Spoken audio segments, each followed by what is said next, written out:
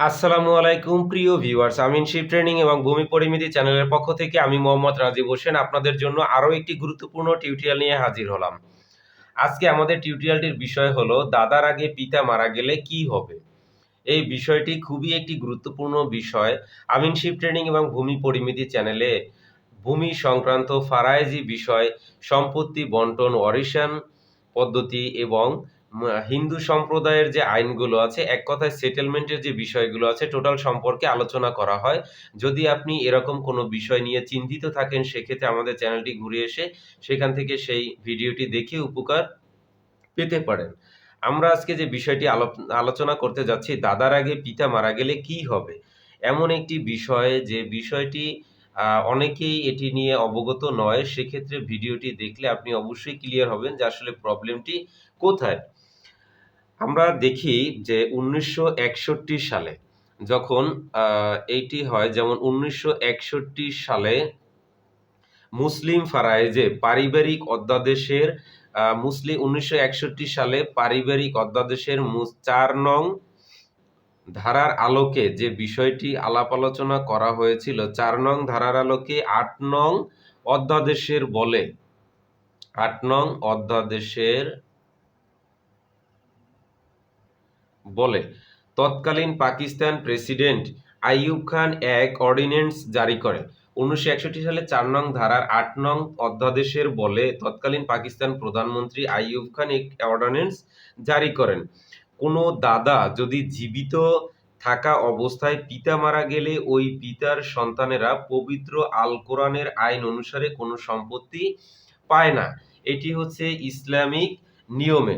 সেক্ষেত্রে আইয়ুব খান এই আইনের বিষয়ে বা এই আইনের বলে দাদা জীবিত থাকা অবস্থায় যদি কোনো পিতা মারা যায় তাহলে সেই পিতার সন্তানেরা পিতা জীবিত থাকা অবস্থায় যে পরিমাণ সম্পত্তি পেত সেক্ষেত্রে সেই সন্তানেরা সমপরিমাণ সম্পত্তি পাবে।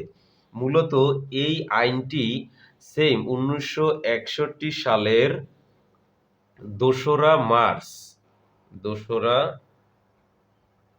২রা মার্চ প্রকাশিত হয় এবং ওই একই সালের ১৫ই জুলাই কার্যকর হয়।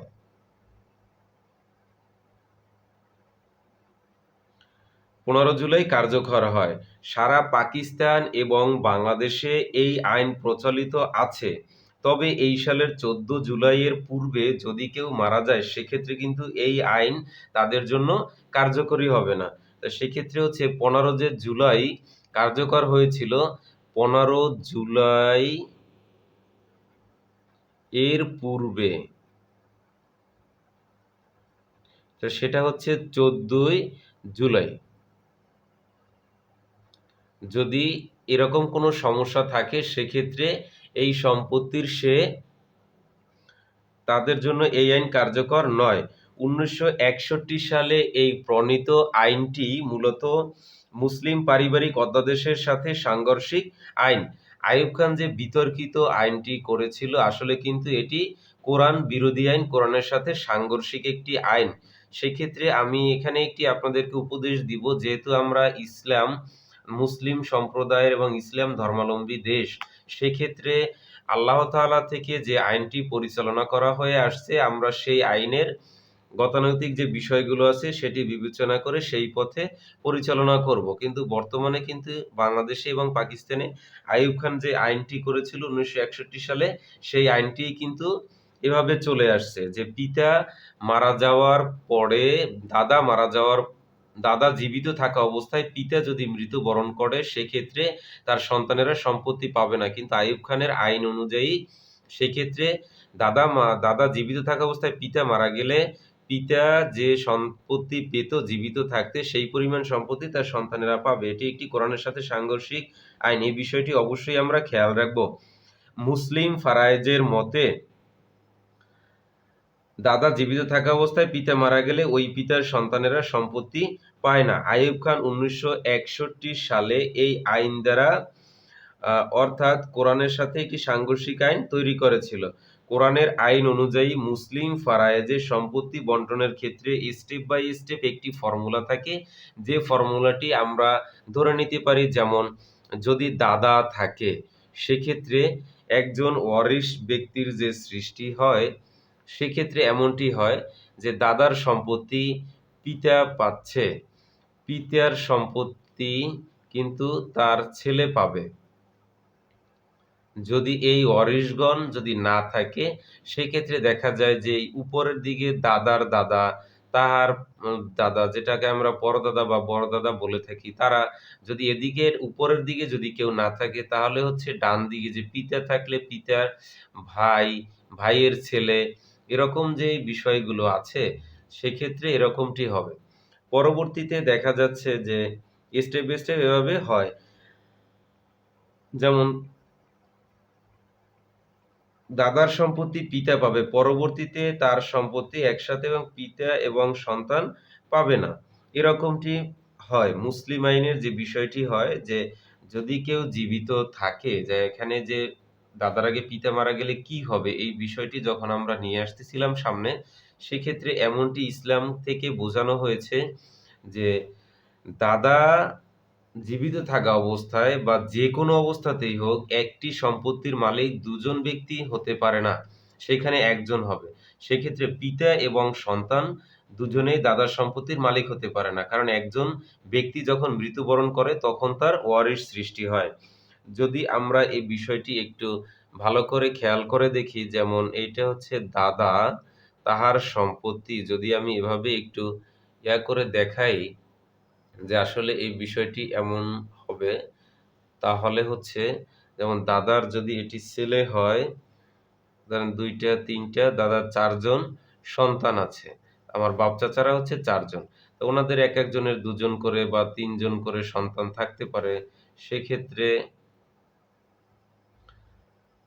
মনে করুন ১ জন, ২ জন, ৩ জন, ৪ জন সন্তান। প্রথমত যদি মনে করুন এই যে সন্তান এটি মারা গিয়েছে, সেক্ষেত্রে এই সন্তান দাদা জীবিত আছে, তাহলে এই ৩ ভাই এই সম্পত্তি পেয়ে যাবে। দাদার যে এই নাতি ছিল বা এই পুত্রের যে সন্তান ছিল, সেই সম্পত্তি থেকে বঞ্চিত হয়। এটি একটি বিষয়। আর এখানে আপনারা অনেকেই প্রশ্ন করতে পারেন বা অনেকে জানেন না যে বিষয়টি, তাহলে ইসলামিক নিয়মে আসলে এটি যে বঞ্চিত করা হলো এই সন্তানকে, তাহলে এই সন্তান কি করবে আর কোথায় থাকবে? এখানে যে বিষয়টি আল্লাহ তাআলা বুঝাতে চেয়েছেন, বা আমাদের হযরত মুহাম্মদ সাল্লাল্লাহু আলাইহি ওয়াসাল্লাম, প্রিয় নবী হযরত মুহাম্মদ সাল্লাল্লাহু আলাইহি ওয়াসাল্লাম যে বিষয়টি বলে গেছেন, একটি আয়াতে বলেছেন, ওয়াইজা হাজারাল কিসমাতা উলুল কুরবা ওয়াল ইতামা ওয়াল মাসাকিনু ফারজিকহুম মিনহু ওয়াকুলু লাহুম কাওলাম মারুফা। অর্থাৎ সম্পদ বন্টনের সময় এতিম ও মিসকিন যদি উপস্থিত হয়, তখন তোমরা সেখান থেকে রিজিক স্বরূপ তাদের কিছু দিয়ে দাও এবং এতিম ও অসহায়দের প্রতি তোমরা এমন সদাচরণ করো বা এমন কথা বলো যেটা তাদের জন্য ভালো কিছু বয়ে আনে, বা তারা যাতে এই কথার দ্বারাও স্বস্তি বা শান্তি পায়।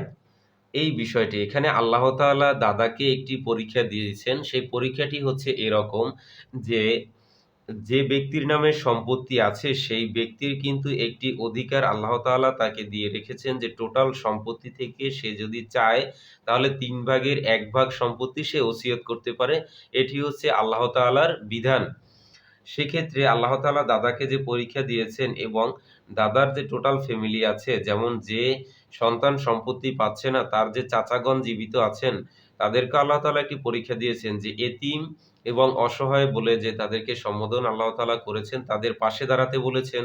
সেক্ষেত্রে তারা চাইলে সেই সম্পত্তি ক্রমে তারাও কিছু তাদেরকে দিতে পারে, এবং দাদা চাইলে তার নাতিকে ৩ এর ১ অংশ সম্পত্তি ওসিয়ত করে দিতে পারেন। তার কাছে এটি ইসলামিক উম মুসলিম ফারায়েজে এই বিষয়টি আল্লাহ তাআলা উল্লেখ করেছেন, বা এটি একটি নিয়ম এখানে রেখে গিয়েছেন। সেক্ষেত্রে অবশ্যই আমরা খেয়াল রাখবো যে আ দাদা যে বিষয়টি আল্লাহ তাআলা তাকে দিয়েছেন, সে বিষয়টি যাতে এভাবেই আমরা পালন করে থাকি ইসলামিক আইন অনুযায়ী, তাহলে এই বিষয়টি নিয়ে আর দ্বিধাদ্বন্দ্ব থাকবে না। আর 1961 সালের 2রা মার্চে যে আইয়ুব খান যে আইনটি করেছিল, সেই আইনটি কিন্তু কোরআনের সাথে সাংঘর্ষিক আইন। সেই বিষয়টি আমরা খেয়াল রাখবো। যদি ভিডিওটি ভালো লেগে থাকে অবশ্যই চ্যানেলটি সাবস্ক্রাইব করে পাশে থাকা বেল আইকনটি প্রেস করে রাখবেন পরবর্তী ভিডিও নোটিফিকেশন পেতে। ভিডিওটি ভালো লাগলে বেশি বেশি শেয়ার করবেন এবং আপনাদের গুরুত্বপূর্ণ মতামত কমেন্ট বক্সে লিখে পাঠান। আজকের মতো এখানেই বিদায় নিচ্ছি। ভালো থাকবেন, সুস্থ থাকবেন। আসসালামু আলাইকুম। আল্লাহ হাফেজ।